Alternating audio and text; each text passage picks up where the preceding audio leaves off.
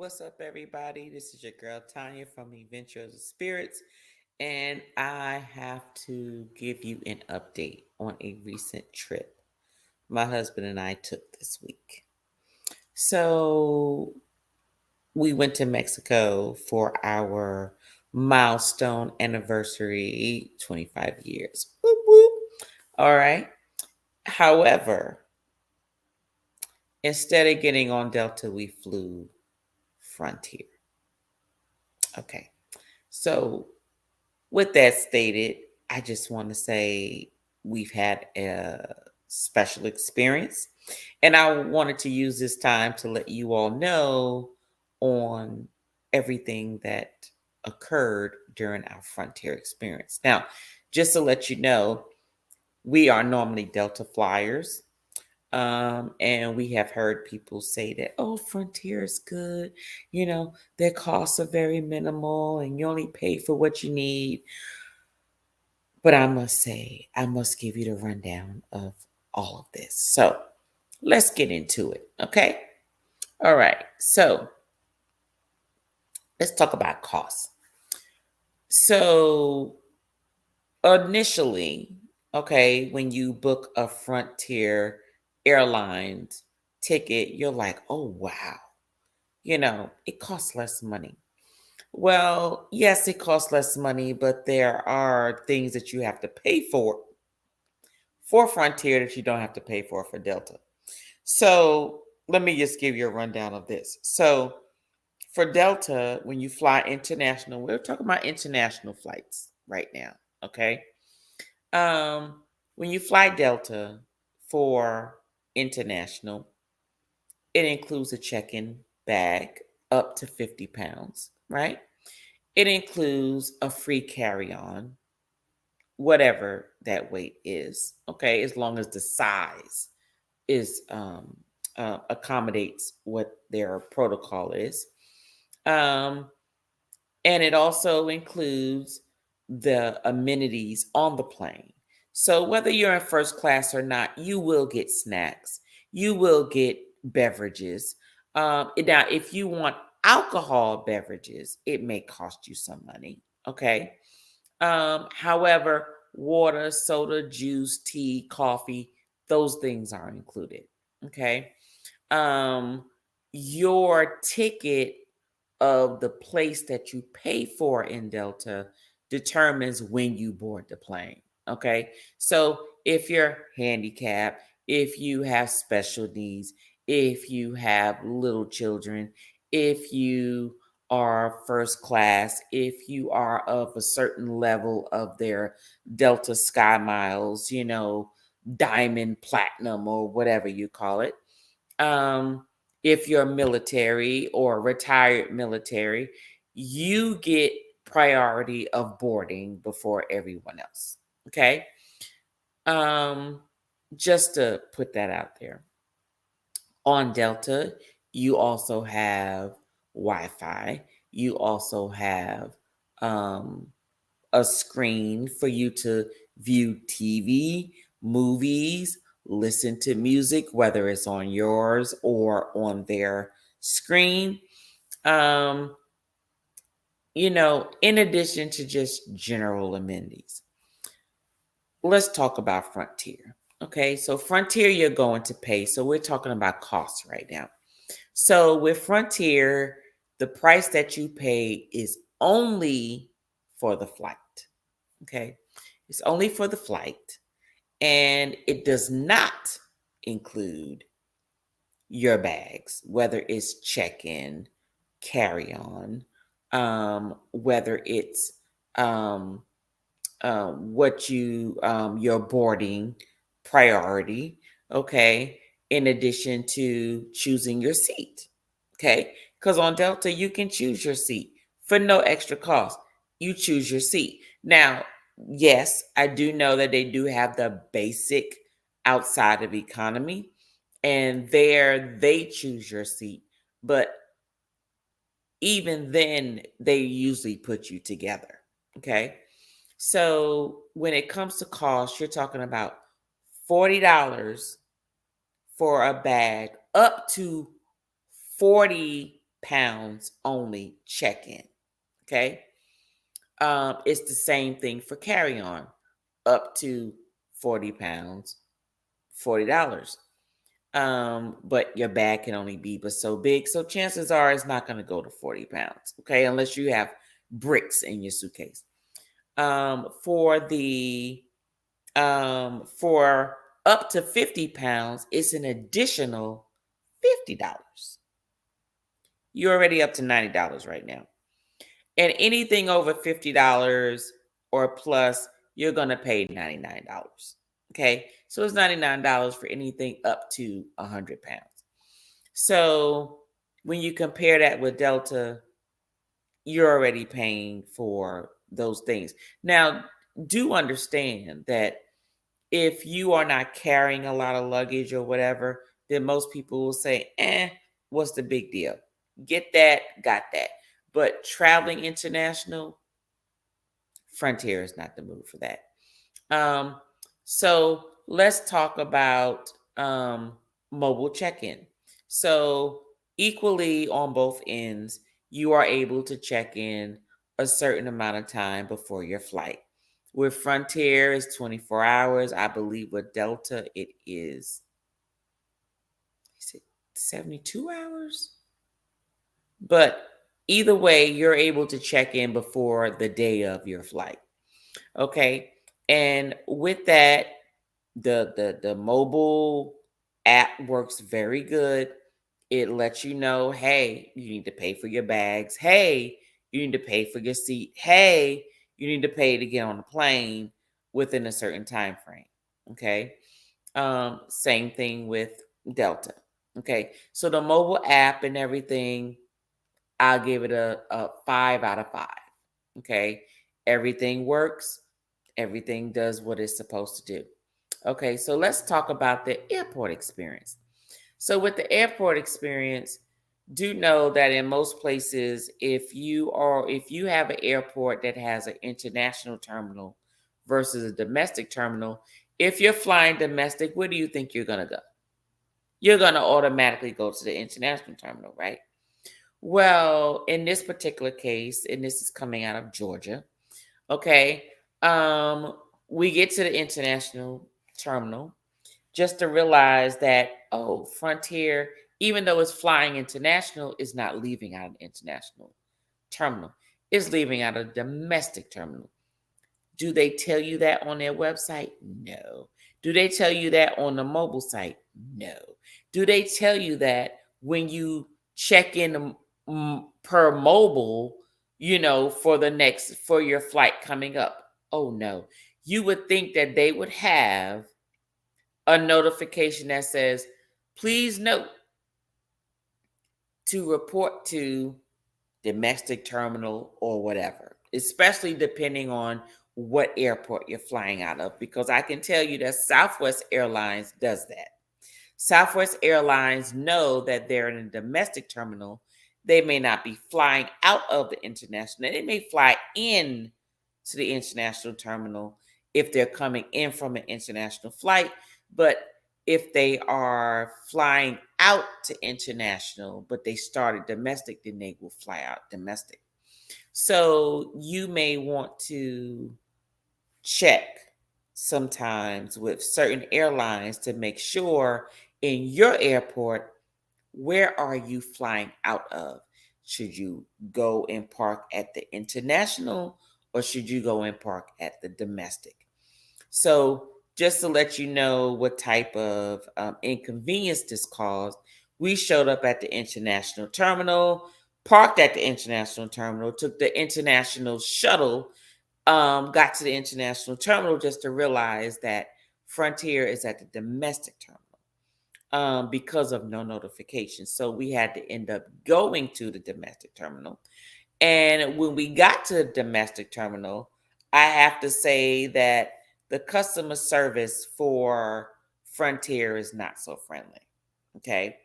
And now this is outside of the plane. I do not want to mix your flight attendants with your customer service attendants, which are the people you interact with leading up to the actual airplane. So we get to the domestic terminal, mind you. We're rushing because now we've wasted 30 minutes. Okay, and they have a time frame for when you can check your bags in, but that's any international airline.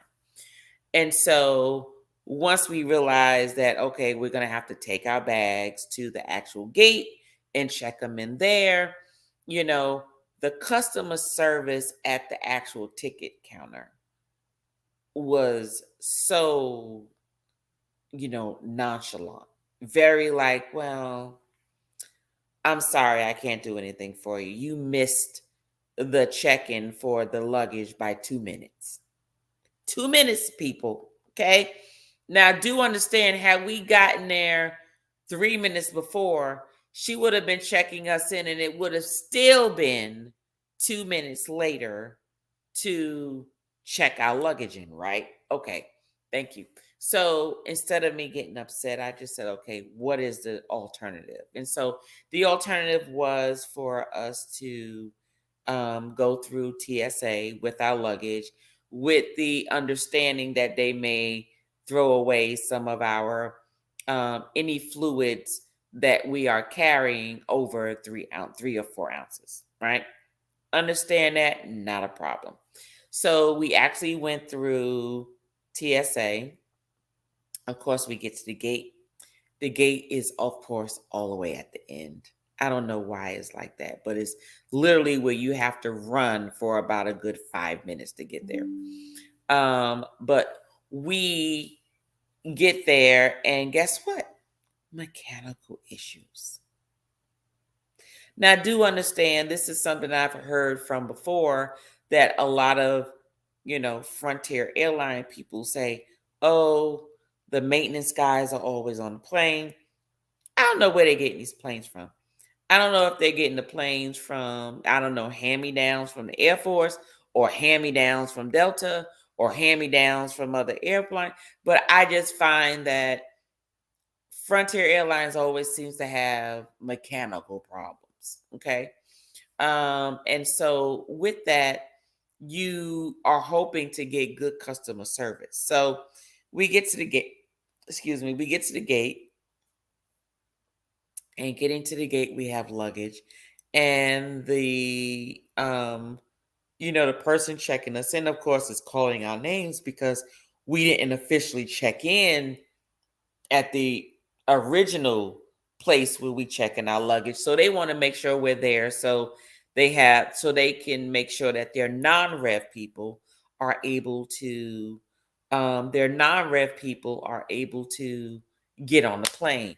Now, I'm sorry, and I understand that Frontier have employees, but where you going? Like, I know it's non-rev, but I'm thinking it's not like it's Delta.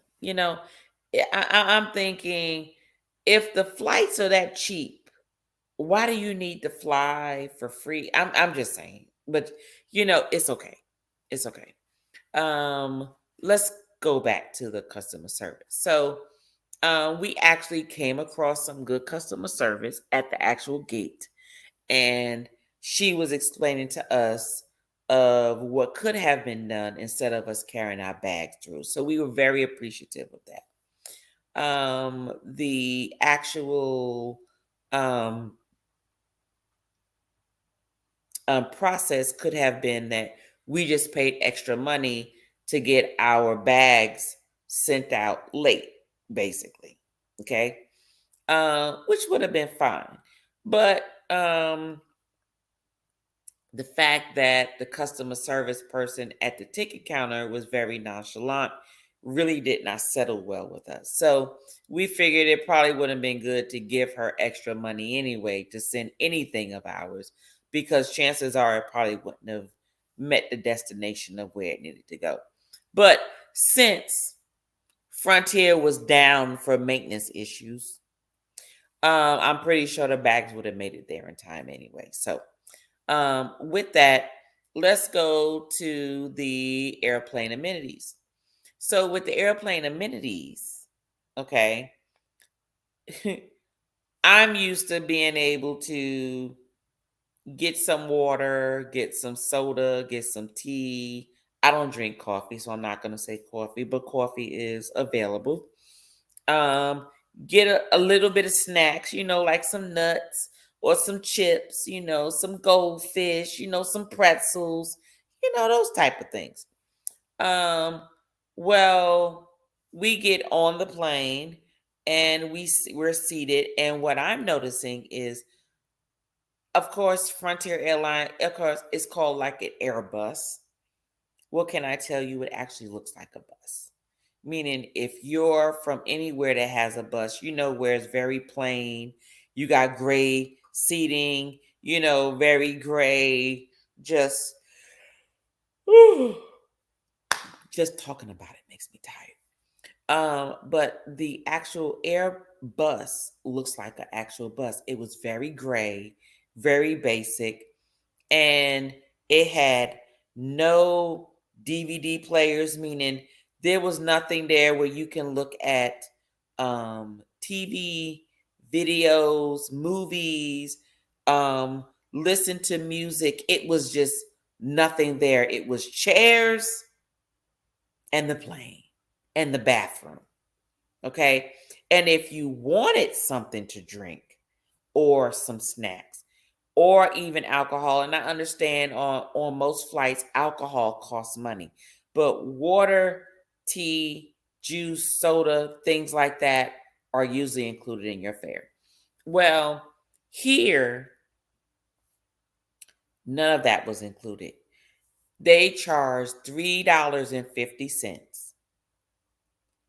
for a cup of soda, not a can of soda, a cup of soda. And the cup was, even though it was shaped a little different, it maybe was about this size, but the little short, wide ones. So you're talking about maybe 6 ounces. Yeah, about 6 ounces, not even a full 8 ounces, but about 6 ounces worth of fluid. Okay. If you wanted alcohol, they were charging $12 just for the little shot, just for the little shot bottle.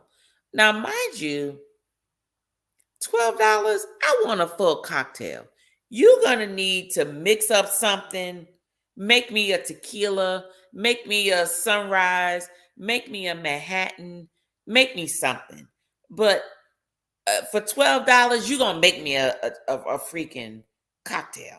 Okay. You're not just gonna give me a little, 2 ounce little bottle and say, oh, that's $12. Just saying. So there was no Wi-Fi, which means if you didn't download anything to your phone, you were not doing anything during the flight but sleep or listen to people talk or listen to the kids screaming in the background. So you had no refreshments for free, no Wi-Fi, no monitor screen to give you any entertainment. You basically were just stuck with whatever was there. So, with that said, I have to say that the airplane amenities wasn't so much. So, let's talk about the employees there. So, we already talked about the nonchalant ticket person, right? And the folks at the gate. But I can tell you that the employees on the plane, I'm used to Delta. I'm used to uniforms and you being looking nice in your uniforms. You look like you put some effort into coming to work that day. With Frontier, not so much. With Frontier, you're talking about people with their hair disheveled, all kinds of ways. Their uniform is wrinkled. And this is not all. And I have to say, I would say out of the flight going and coming, there were two stewardess, one going and one coming back, where they were dressed like they were coming to work. Their hair was done, very pleasant or whatever. But the rest of them, They had lint on their uniforms, cat hair on their uniforms, or dog hair, or whatever hair it was on their uniform. Stuff, their hair was all over the place. They were as wide as the aisle, meaning they had to go down the aisle sideways. When they walk down the aisle, you can feel the like boom, boom, boom of them walking down the aisle. And I just felt like, well, this is why we get charged all this money for these bags, because they got enough weight on the freaking plane. But anyway, I digress. Let's get back to the employees. So I just don't feel that the Frontier employees are putting any effort into coming to work. They look like somebody called them at the last minute. They picked up a uniform from somewhere and just threw it on and just came to work. So just want to state that. And since you had to sort of entertain yourself for whatever time of the flight it is, that's not very helpful. So my final recommendations for Frontier is, I'm not saying it's an airplane site or airplane experience that you shouldn't partake in. But I must say that if you are flying anywhere where you have to carry some real luggage, or you're flying somewhere where it is over an hour to an hour and a half, if you are really looking for a true airplane experience, Frontier is not it. Okay. Frontier is really for the person who somebody died in their family and they trying to get down there real quickly, with cheapest fare possible. Or you're trying to go somewhere maybe just for the weekend and the only thing you're carrying is a backpack. Okay. Or you're going somewhere and you're not really carrying much because you're just trying to get down there from point A to point B, maybe just carrying two pairs of pants and two t-shirts and some two pairs of drawers or whatever, and you're not flying that long. That is fine for that. Okay. Where you just trying to get from point A to point B. But if you are really looking to fly to an actual destination, you're going to require some real luggage, meaning you're going to be there for more than a day or two. If you are trying to, um, if you're flying for more than 2 hours or hour and a half, um, you may want to fly a different airline. Okay. Frontier is not it. Um, you want to fly someplace where you're going to be comfortable, get the amenities that you need, get the resources that you need, the seating that you need, and everything. And it includes a decent price. Because at the end of the day, I just want to tell you, when my husband thought he was saving money to book Frontier versus Delta, it was more of, at the end and overall, when we started spending money on the luggage, the weight, the amount of luggage, and choosing our seats, we ended up paying actually $300 more than what it would have cost to just fly Delta. So just so you know and get an idea, you may be saying, well, how much luggage did you? But okay, the luggage was 3 pieces of luggage. It was one luggage that was between 40 and 50 pounds, which was my bag. One of his bags that was between 40 and 50 pounds of his bag, because we were gone for 6 days. Okay, mind you, that's about a week. And then the third bag was supposed to be a carry-on, but the carry-on and the check-in is about the same price. So we just checked it in, and that was $40. So that is the reason why I say what I say. Okay. It wasn't like we were going for months in reference to luggage, but just regular vacation luggage, meaning we was going to be somewhere for about 6 to 7 days for about a week. Okay. And so if you're going to do that, Frontier is not the move. Just go ahead and fly one of the other airlines where it includes your check-in and your carry-on and things of that nature. Because at the end of the day, you're going to end up paying less. Okay. So just want to let you know, if you're flying Frontier or you want to fly Delta, I just want to let you know I'm a Delta chick. You can't get anything better than Delta. Delta has the proper customer service, they have the proper resources, they have the proper policies and procedures and protocols. It may seem like they're charging you a lot up front, but at the end of the day, it's including everything that's in there. You're not paying extra for anything other than first class, if that's what you're looking for. So, other than that, if you're going on a real trip, fly Delta. Okay. But just in case you disagree, because I do have a few family members who are frequent Frontier airline people, and they disagree with what I'm telling you right now, please leave it in the comments. Let me know if your experience with Frontier was very different, or if you agree with my analogy here of Frontier versus Delta. But I can tell you that from my experience, Delta is the way to go. Okay. They fly to more places. Everything is direct. They got more flights going out.